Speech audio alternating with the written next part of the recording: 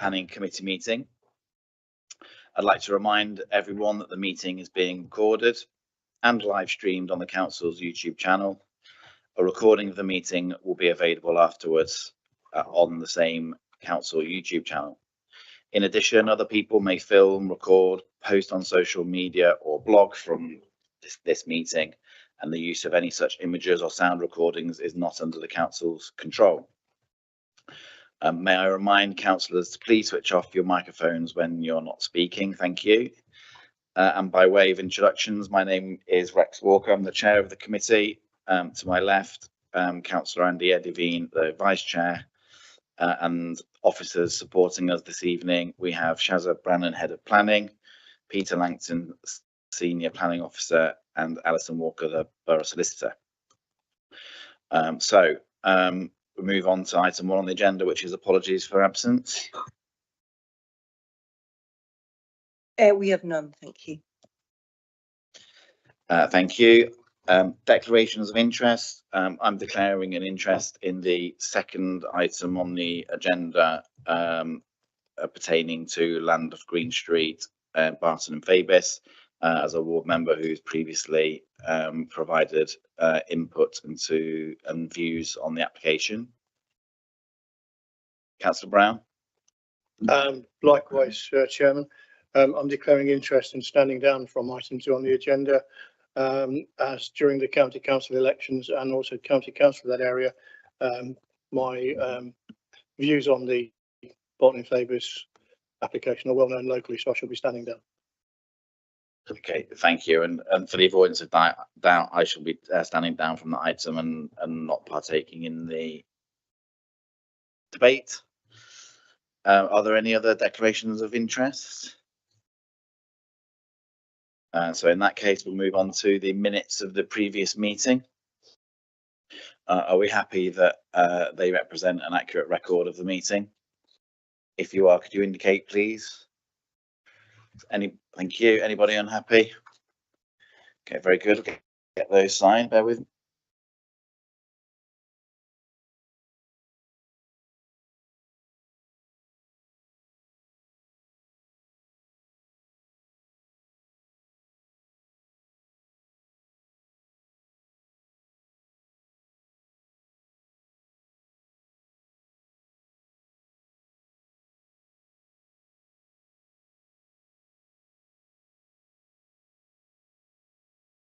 Very good. So with that, we'll move on to the substantive business of the evening, and the first application for us is at 16 Halleyfields in Edwalton. I shall hand over to Mr. Langton to present that to us.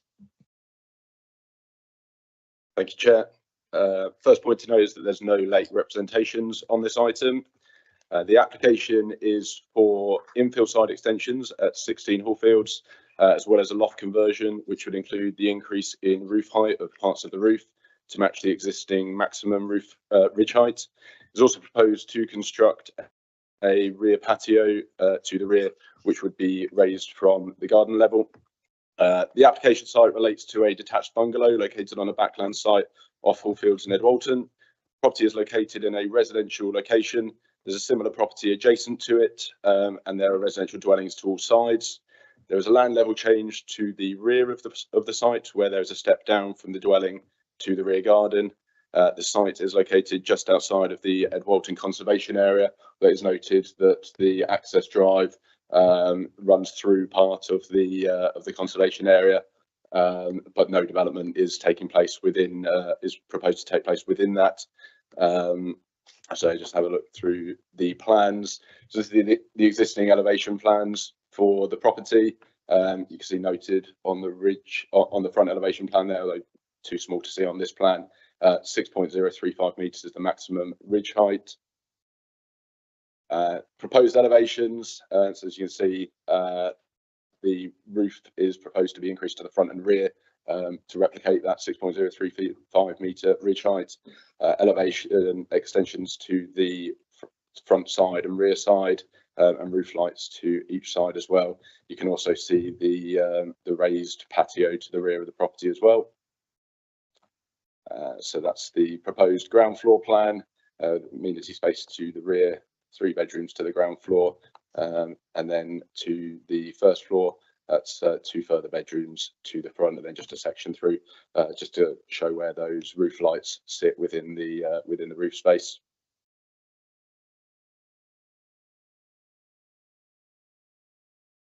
So just a few photos to give you a bit of context for the application site. This is the front elevation, looking directly towards the property, with the neighbouring property number 18 to the right hand side. That's you see the image. The rear elevation, with the neighbouring properties off Vicarage Green visible in the background. And here you can see the existing step change in land levels. And again, the rear elevation this time showing number 18 in the backdrop. And the front elevations of the properties, looking back towards the neighbouring property as well. And there's the access for the property shown there as well. I'll gonna leave it on the block plan for us just so that we can see that. So in terms of consultations, objections have been received from the ward councillor as well as 8 members of the public for reasons as set out on page 10 of the report. Notable reasons include impact on the character of the area, loss of residential amenity, highways concerns and insufficient parking.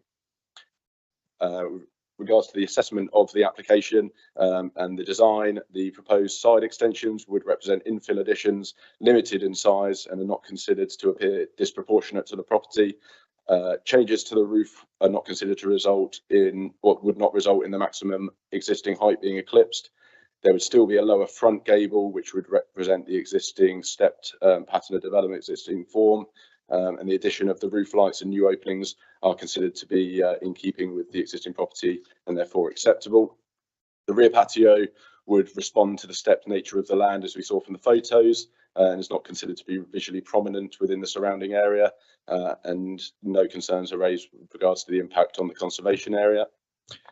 Respect to impact on neighbouring amenity, given the size and siting of the side extensions, no concerns are raised in respect of any overbearing or overshadowing impacts from these. Separation distance relative to the increase in roof height is considered to be sufficient to ensure it would also not result in overbearing or unacceptable overbearing or overshadowing impacts for neighbouring residents. The roof lights to the side are 1.7 metres above the floor level or the first floor level, and therefore would not result in unacceptable overlooking. The new window at the first floor on the rear elevation would be added, but with a separation distance of circa 26 metres to the rear of the neighbouring properties on Edward Road. This is considered to be acceptable. So overall, there are no amenity concerns with the application. With respect to highways and parking, the property would utilise the existing access arrangements, which wouldn't be altered. Whilst the dwelling would be larger, it is considered that given the access arrangements would remain unaltered, no concerns are raised in this respect. One parking space is provided for the property on the drive. Whilst as set out in the committee report, this is a shortfall from the recommended 3 spaces for a dwelling with 4 or more bedrooms. The existing parking arrangement would be unaltered by the proposal. There wouldn't be a loss of parking provision as a result of the proposed extensions. The property is in a sustainable location in a built-up area, good access to public transport and close to local amenities, and therefore no concerns are raised in respect of car parking. Taking all these matters into account, the application is before you with a recommendation to grant planning permission, subject to conditions as set out on page 18 of the report pack. Thank you. Thank you. Now we have some speakers registered on this, but forgive me, I had meant to say earlier, although there are no late representations, with respect to lobbying, I'm going to make a declaration that we did receive, I think, individually by email, a letter from the applicant with respect to this application. First speaker, please, is Mr. Asbury, agent for the applicant. So I invite you, please, to come up. When you're ready, there's the button to the right which will illuminate which will flash red. When you start going, we'll start the timer, Should you be nearing the end of the 5 minutes, we'll give you a reminder, and if you're still going at the 5 minutes, we'll bring you to a close. So we're ready when you are. Thank you. Thank you, Chairman. Good evening, members. I'm a planning consultant in private practice, but I haven't been to date involved with this application, nor would I normally expect to be given the nature of the application. I'm addressing you tonight because the applicant is unfortunately unable to attend, but as the Chairman has observed, he has written to you.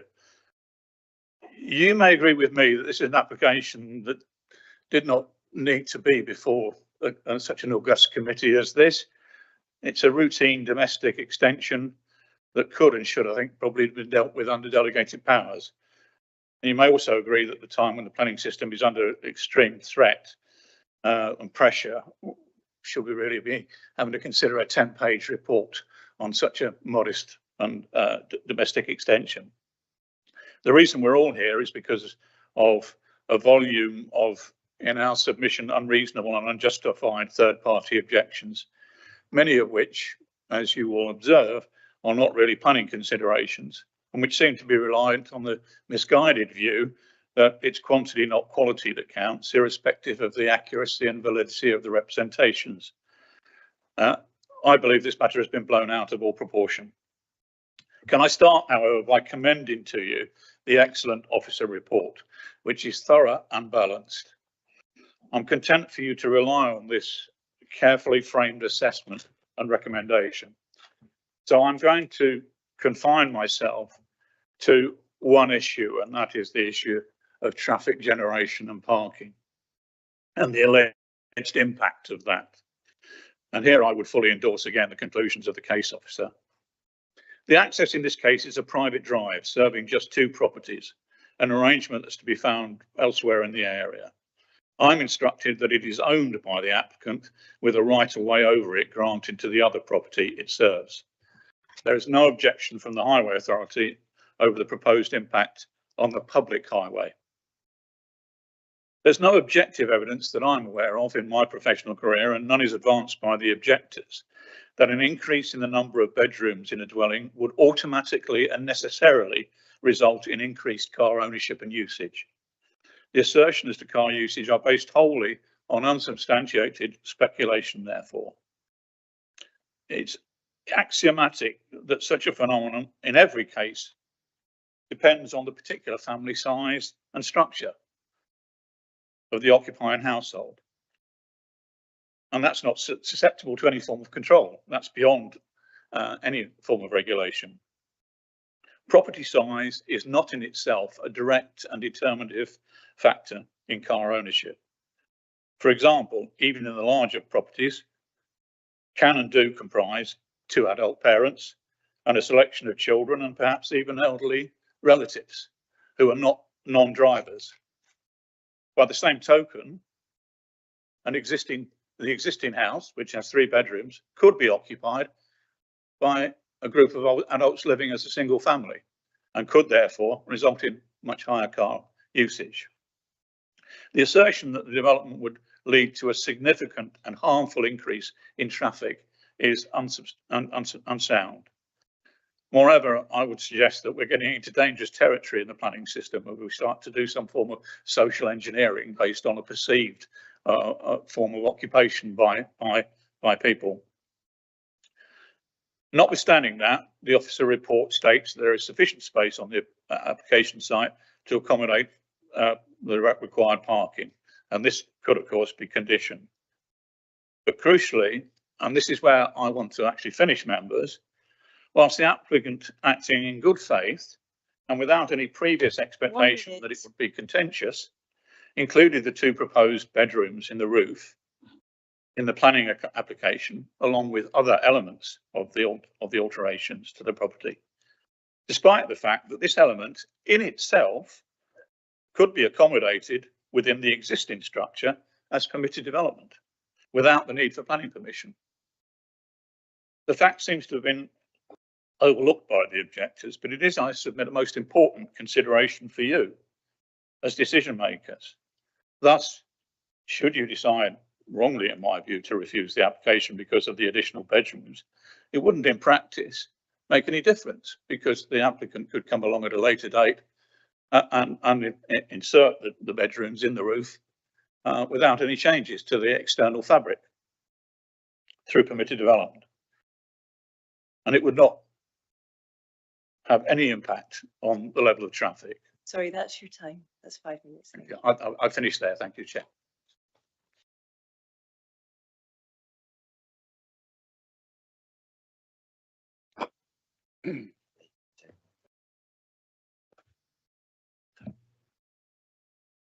Thank you. And next I invite Councillor Perrett, please, Ward Councillor.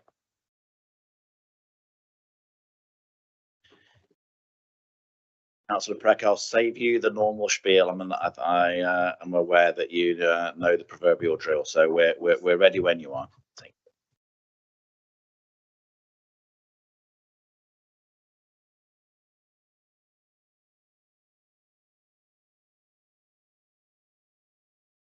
This application is not just about bricks and mortar. It's about the character of a village, neighborhood, the rights of existing residents, the type of homes we are committing to our community, and critically, the loss of a bungalow, a home form which serves our older or less agile neighbors. The application proposes to convert what is currently a single-story bungalow nestled along a long private driveway into a significantly enlarged dwelling via side infills and a raised roof height. The character of the street scene is one of modest detached bungalows set aback with a low-key human scale. To raise the roof height and to effectively add a first floor accommodation changes that scale in a fundamental way. In my view, this is overdevelopment. The report itself flags that the guidance demands careful consideration of massing, height, and visual impact. We must ask, what message are we sending out about the character we cherish in Edwalton?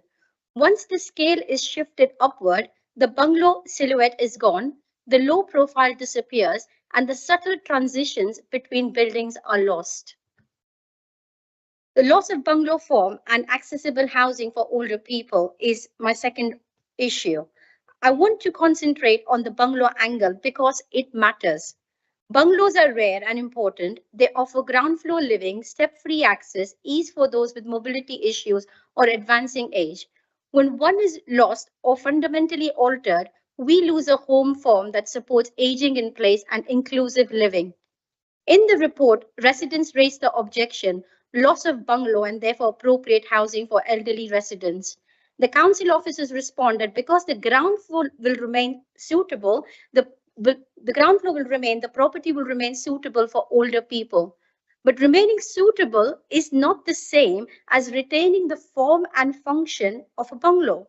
The change to a 5-bedroom property represents a shift away from the accessible bungalow stock our community relies on. We must ask ourselves, how many more bungalows will be converted, roof heights raised, access stepped up, with none of the simple single-story homes remain in the area? This is a genuine material consideration, housing mix, accessibility, and aging in place.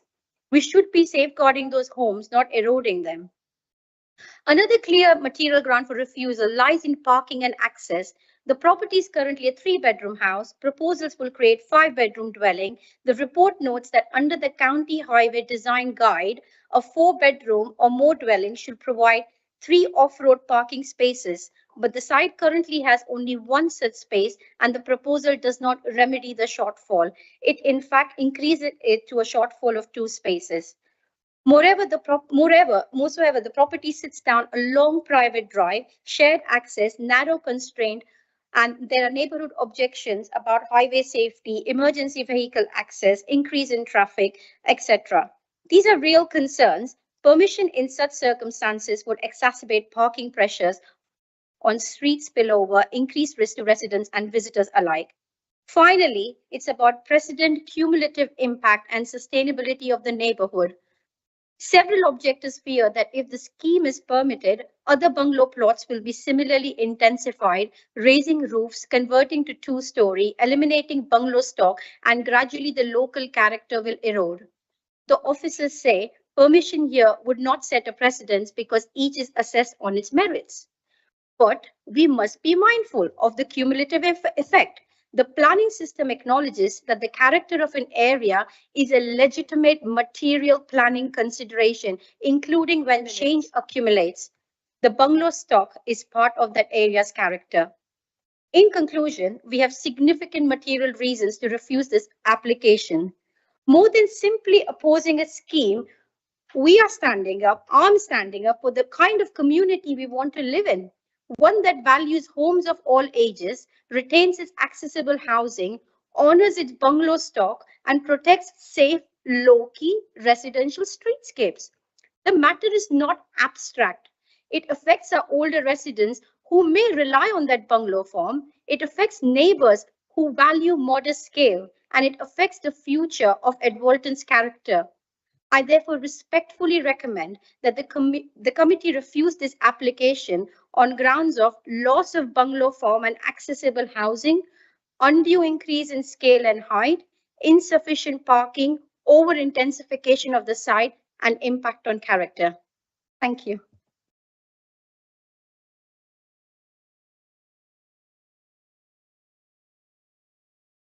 Councillor Breckwater, can I just ask you to go back and turn your microphone off, the microphone off?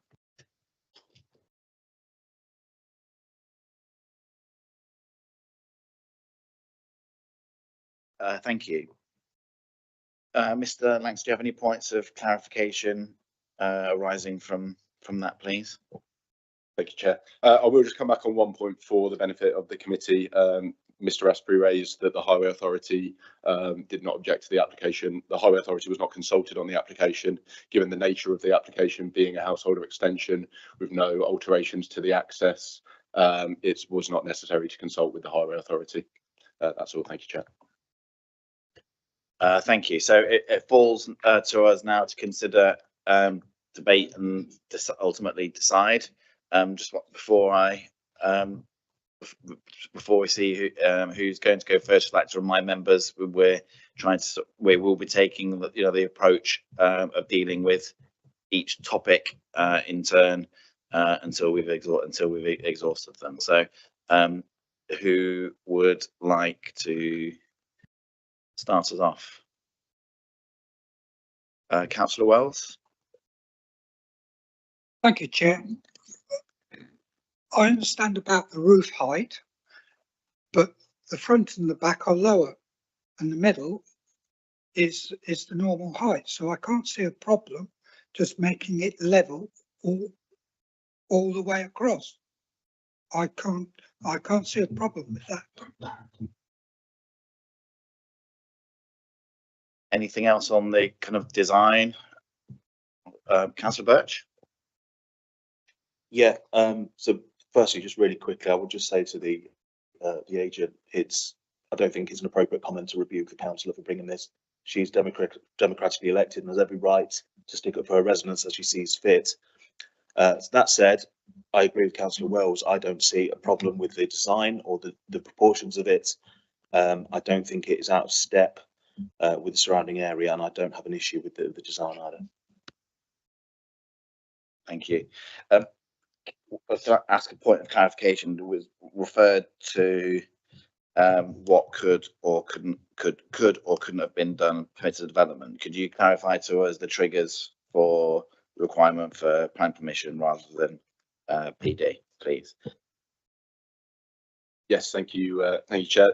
So internal works that go into the roof space could potentially be done without planning permission, depending on what it is. There are also additions to roof areas. It might be helpful if I bring up the existing elevation plans for you here. Yeah, additions to the roof area to make it capable. So things like dormers you'll often see built under permitted development. I would say that in terms of this scheme, we haven't carried out an assessment as to whether the alterations to the roof on this scheme could be done under permitted development, because they haven't been applied for under permitted development. That would require a certificate of lawfulness or pre-application advice to ask the question of that. This application is being determined on the basis that an application has been submitted for the works to the roof. So in that regard, we consider it under that matter. But yes, you can do works that will enable bedrooms to be put in the loft space if the property would allow it. That. Anything else on design for Councillor Ellis? Thank you, Chair. I must say I agree with the agent that it was an excellent report, well thought out, well balanced, and I have no problems with it whatsoever. Okay, thank you. Nobody indicating to come in on the matter of design. Where should we go next? Councillor Birch.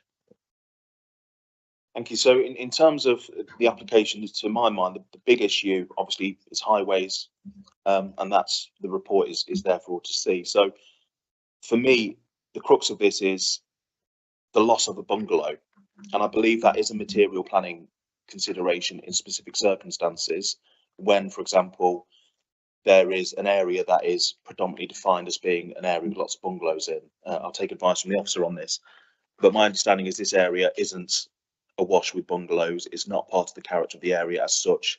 But can I just get some clarity on whether that is a material planning consideration, the loss of a bungalow, and how it applies to this case specifically?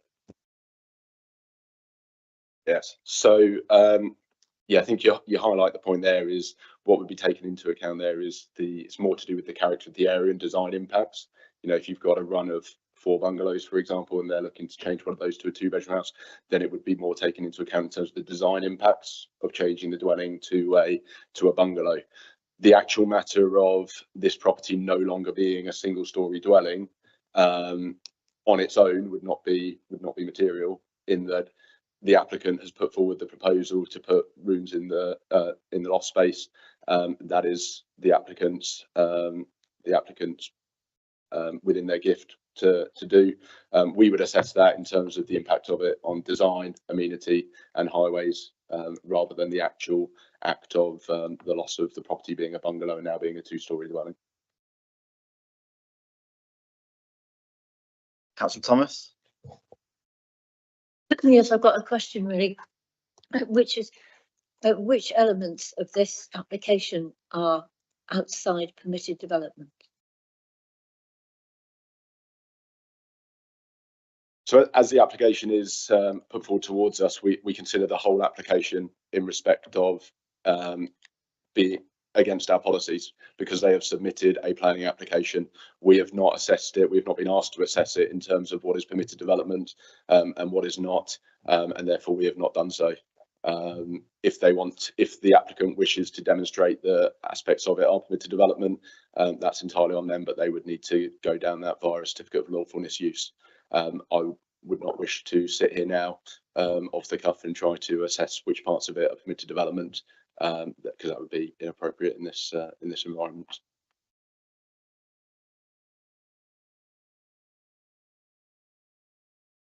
Councillor Mason. Thank you. I can't see anything in particular that I object to.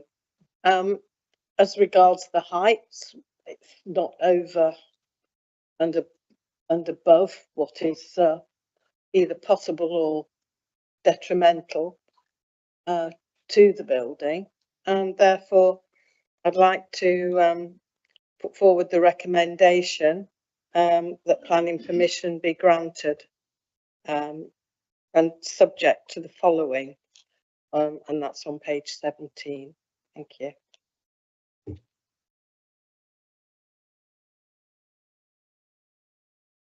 Councillor Mallender. Thank you, Chair.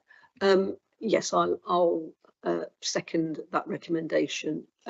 Although I agree that it is a problem that we are losing bungalows, that is unfortunately not a material planning consideration, and most of the concerns that have been raised are also not material planning considerations. So unfortunately, we have to deal with an application on its merits.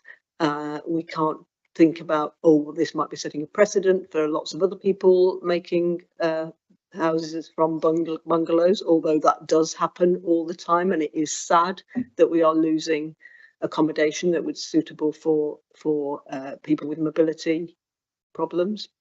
But unfortunately, that's the case as it is. We can't do anything else, in my opinion, but accept this application. I can, you know, if that's okay. Can I ask a query with respect to parking? So, as I understand it, the council highway design guide indicates that for a dwelling such as the proposed one, there ought to be 3 parking spaces. And the proposal that we've got would have the dwelling with 1 parking space. I suppose the seemingly, to me, glaringly obvious question is, if the design guide says 3 and this says 1, what are the bases, or what are the bases for that being deemed to be acceptable? Thank you, Chair. So the application is for an extension to an existing property rather than for a new property in its own right, which, you know, those guides would be sort of given more stricter consideration for new properties in their own rights. You know, when you take into account the location of the property, which is in what's considered to be a sustainable location, close to public transport routes, bus networks, close to shops and other public amenities, then it is considered that in this location, should there be more than more parking required than the amount of space here, it could be accommodated on the road without causing highway safety concerns, and yeah, also taking into account potential extensions that could be done under permitted development right, which could increase the number of bedrooms at the property as well. Then overall, we don't feel that there would be a reasonable justification to refuse the application on parking grounds. Could you bring up again, is there a block plan showing the sort of the space of there we go, of the there? No, that photo is probably the best. That photo is probably the best. Yeah. So, to what extent, if any, has consideration been given in that assessment that the front of the plot, front garden, if you like, looks to me, I make no comment about desirability, but looks theoretically capable of accommodating additional parking? Yep, consideration has been given to that and is noted in the report if you just bear with me, paragraph 53. It is identified that could be used for parking. We have considered that as officers, weighed up the benefits of the additional parking space together with the drawbacks of the loss of landscaping to the front of the property. The area the character of the area is that there is soft landscaping to the front of properties. As you can see from the neighbouring property as well, that has soft landscaping to the front. We feel that contributes to the overall character of the area. And when we've weighed those two matters up, we have come to the consideration that the benefits that the front garden offers in those regards to the character of the area outweigh any potential harm as a result of insufficient car parking in that location. It's worth noting as well, in the future, should the applicant note that they don't have sufficient car parking, there are permitted development rights that exist for them to be able to hard pave that area if they so desired, and if they felt that was necessary without us forcing it upon them by way of condition.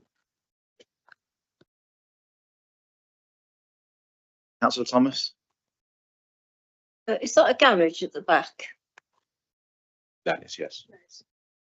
No, so it is a garage to the back. Yes. So is the drive wide enough to drive the car down to the garage? I suspect when the house was built, it would have been within the requirements for cars to drive to the garage, in line with the modern highway specifications, which set out specified requirements for how wide a piece of land has to be considered as a parking space. The space between the side elevation of the property and the boundary wall are not wide enough to be considered as a parking space, which is why within the report we cannot refer to that as being a suitable parking space.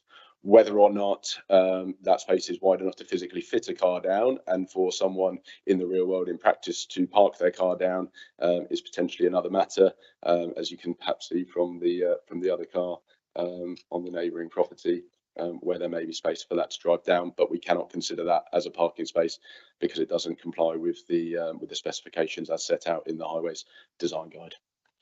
So where is the one parking space that you've identified as being the parking space?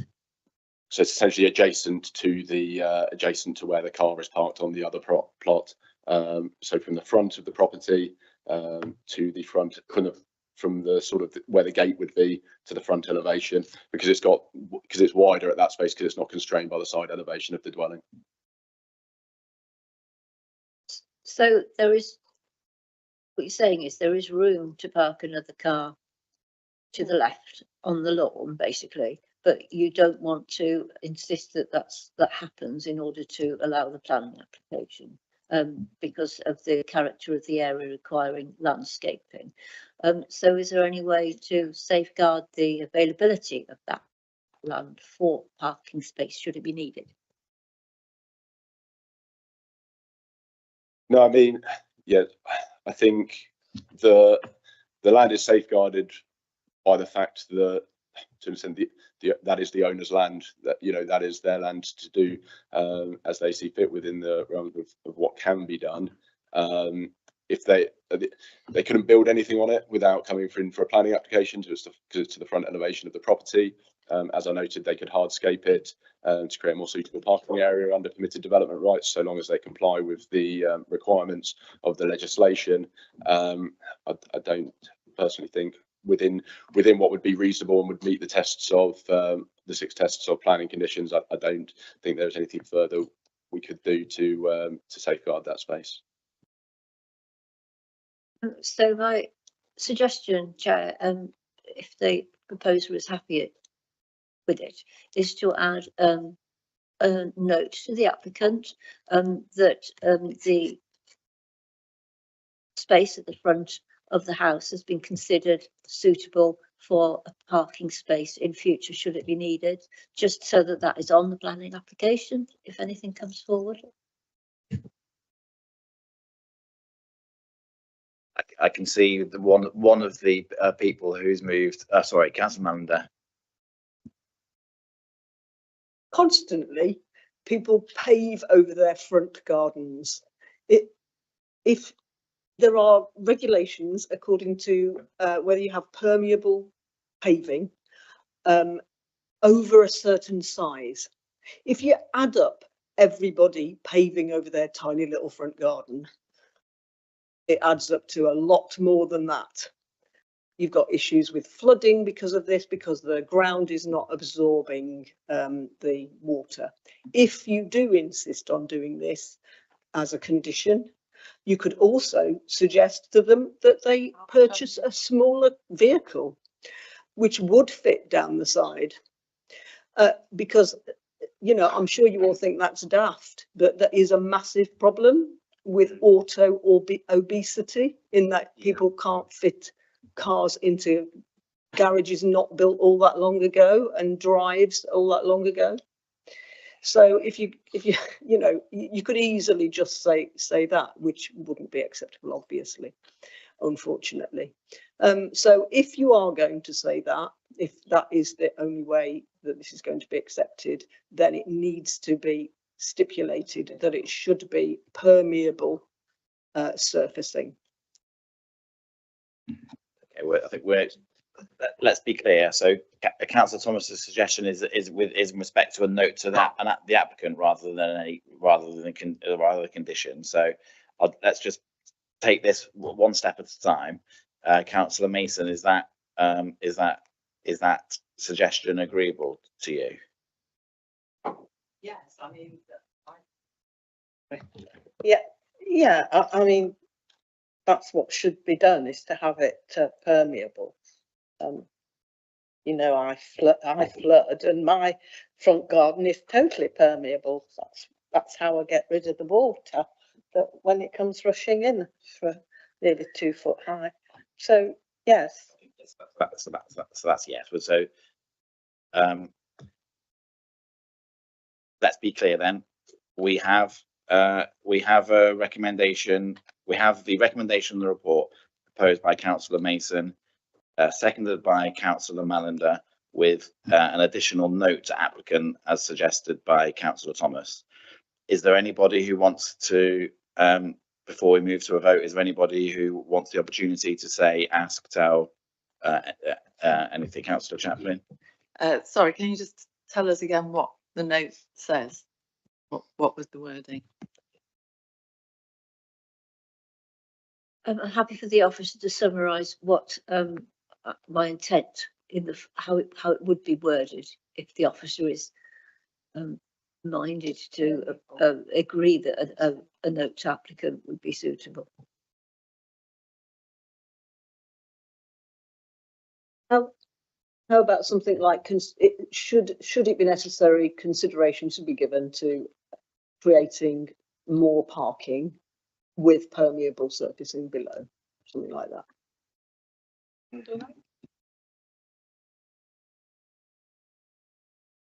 Yeah, Councillor, I had Councillor Wells first, and then I'll come to you.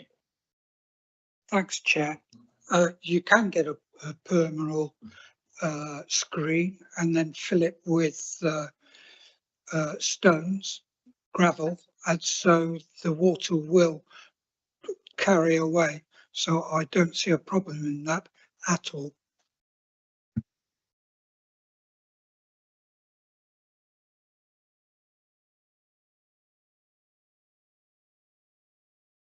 Spare this a moment.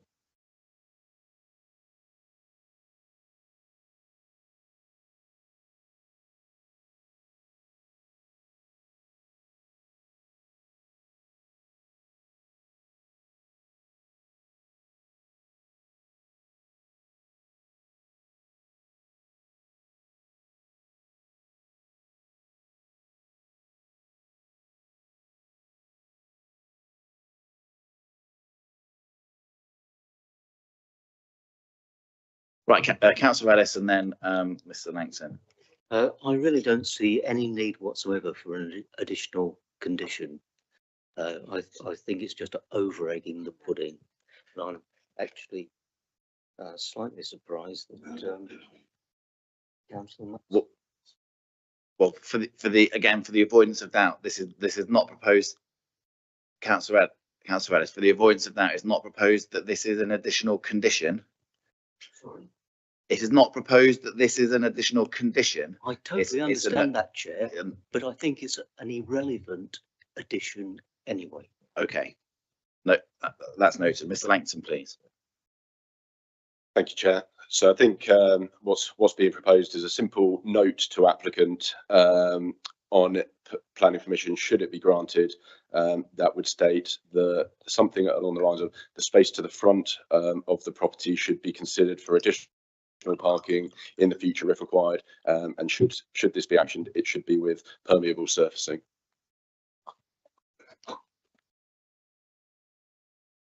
Okay, so with that, is there are there any other comments, questions, things we haven't discussed, things that people want to raise? Very good. So we have the recommendation of the report with the proposed additional note to applicant that Mr. Langton's just outlined, which has been proposed by Councillor Mason and seconded by Councillor Mallender. May I ask all those in favour to please indicate now?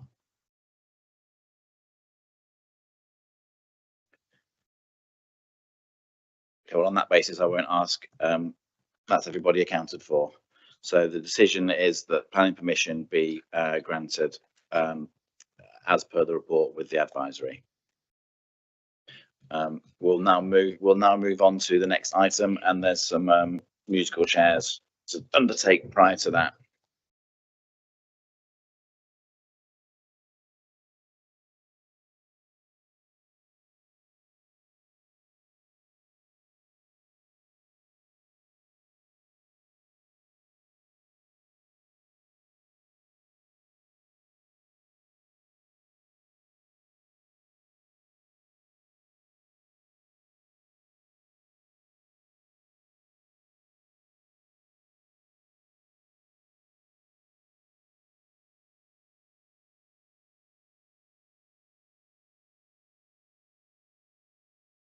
So just making sure everyone's settled and in place. So we'll move on to the next item on the agenda, land off Green Street, Mill Hill and land at Barton in Fabus. This has been discussed at committee before, and you'll see that the reason why when we go through it. So over to you, Mr. Langton, for the presentation, please. Thank you. So this is a reconsultation. This application represents a reconsultation following the submission of additional information to the County Council in respect of the County Matters application for the extraction, processing, sale and distribution of sand and gravel, together with subsequent restoration of the site and necessary highways and access improvements. So as you'll remember, if you were here, the application was brought before us on the 15th of May this year. Since that time, further information has been requested by the County Council and submitted by the applicant, and the County Council has therefore consulted on the further information that has been received. Just to jog your memory, the proposed quarry would facilitate the extraction of up to 2.55 million tonnes of saleable aggregates. It involves 5 phases of operational works across the site, and I'll refresh your memory on those in a moment, followed by the restoration works, and would have an operational lifetime of the development of approximately 12.5 years.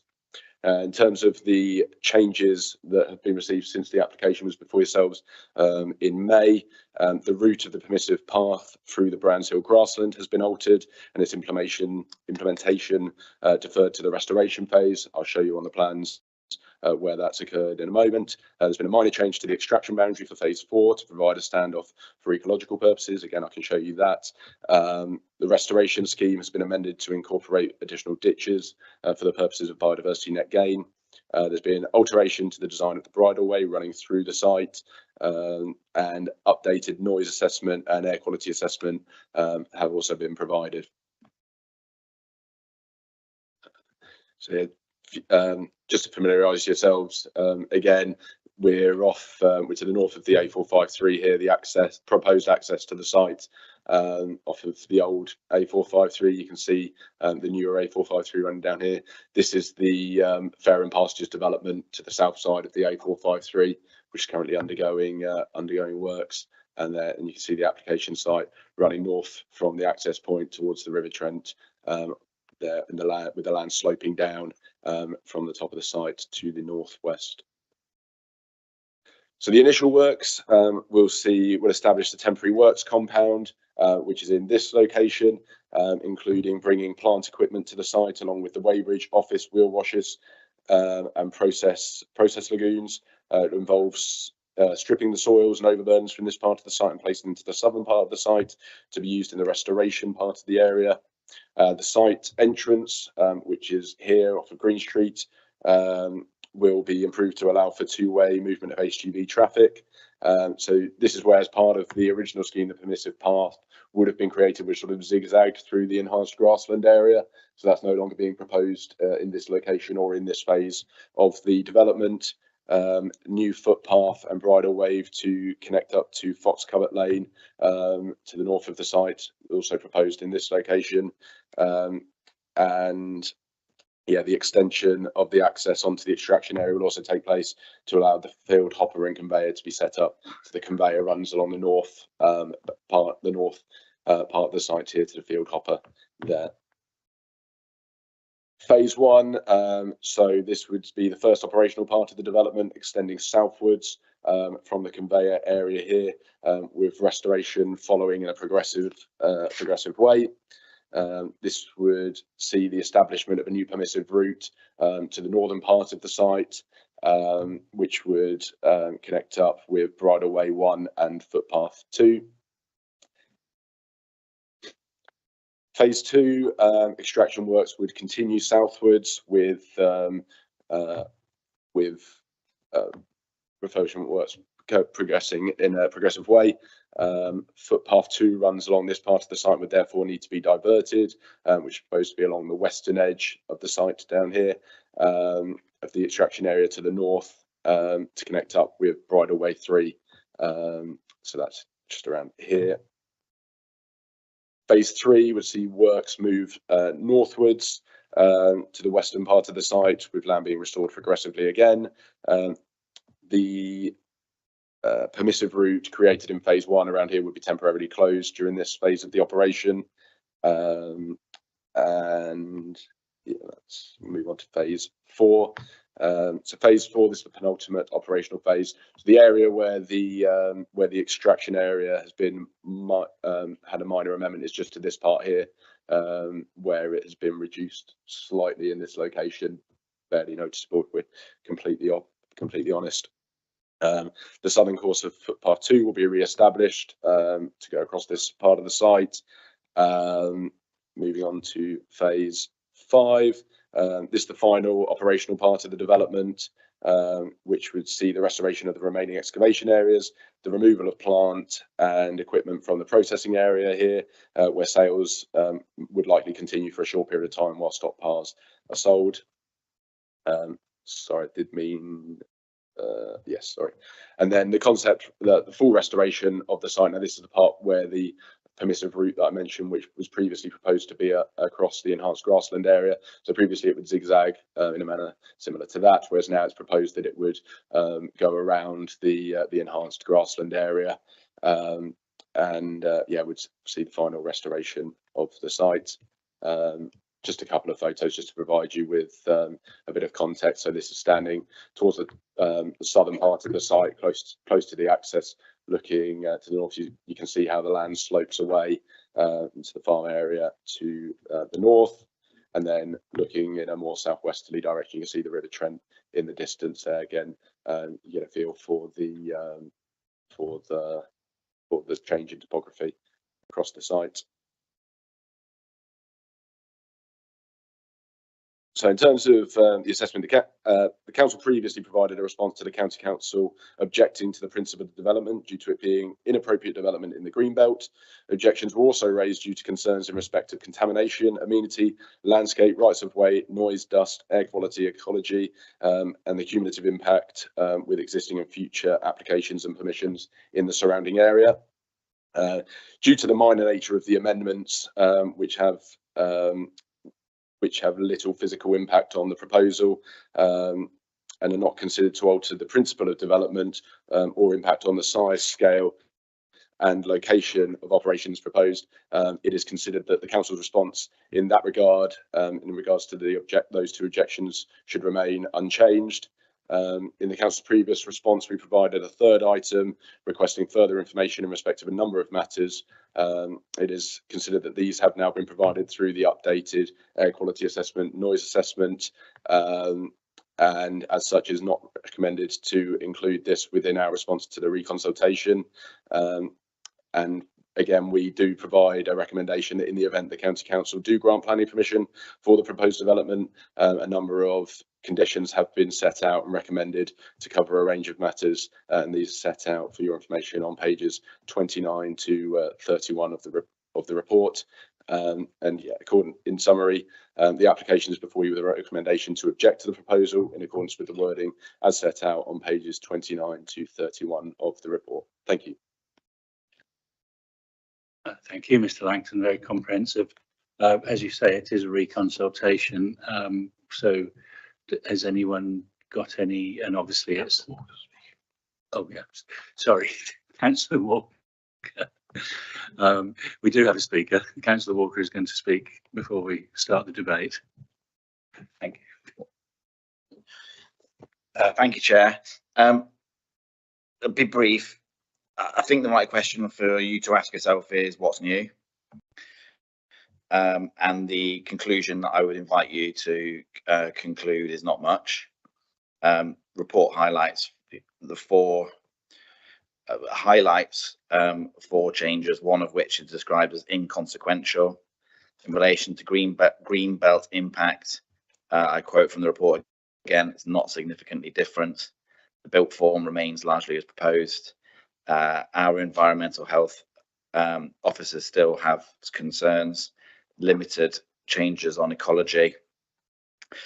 So all in all, as I said, I would encourage you to answer the question of what's changed from last time you considered it by way of minimal. Therefore, urge you to follow the recommendations of the report and confirm your previous decision. Thanks. Thank you, Councillor Walker. So I saw 1, 2, 3. Councillor Ellis first, Councillor Calvert, and then Councillor Mason. Do we even need to debate this? I'm prepared to move officers' recommendations. I'll just get the other 2 comments. You beat me to it. But yeah, I support the conclusions. It's a very good report and accept all the recommendations. Councillor Mason, you had your hand up, and then Councillor Thomas. No, Councillor Thomas. I was just wondering what the change to the footpath or the permissive footpath at the end of the project was, and whether that might raise an additional objection. I don't have any problems with what Councillor Ellis is saying, but I wasn't quite sure what has changed with that footpath, and that might be another reason to put in the That's fine. So sorry, I don't have the previous site plan, but we're on the correct slide to show the permissive route. So the previous proposal that was before you in May, this permissive route which goes around the northeastern side of the site, this was proposed to sort of zigzag through the enhanced grassland area. And it was proposed to be brought in at the in the early phases, during the initial works phase. So that would allow the public to walk through this grassland area. It's been for ecological reasons, it being an enhanced grassland area. It's proposed now to circumvent the enhanced grassland area. The reason I would suspect for it being brought in a later phase of the development is it would follow a similar line to the conveyor, which is bringing materials from the field hopper up to the processing plant, and therefore couldn't go in at an earlier stage. So yeah, it's being that change is being done in the interests of environmental reasons to further safeguard the enhanced grassland area from people walking upon it. Hopefully that provides you with enough information. Do you still wish to pursue that and agree with anyone, or would you be happy for Councillor Ellis having moved a motion? And no, I don't want to pursue that any further, thank you. okay, so I think Councillor Calvert, did you actually second that motion? Yeah. And did you want to add anything, Councillor? No, I was going to second it. Oh, okay, so we do have the motion to follow the officer's recommendation to object to this. Obviously, we are consultees. This is a county matter. It's been duly moved by Councillor Ellis and seconded by Councillor Calvert. And so let's go. I think we've had the debate, so we can go straight to the vote. All those in favour of the recommendation. Okay, that's unanimous, so that is duly carried. At which point I will more musical chairs and invite the two other councillors back to their chairs.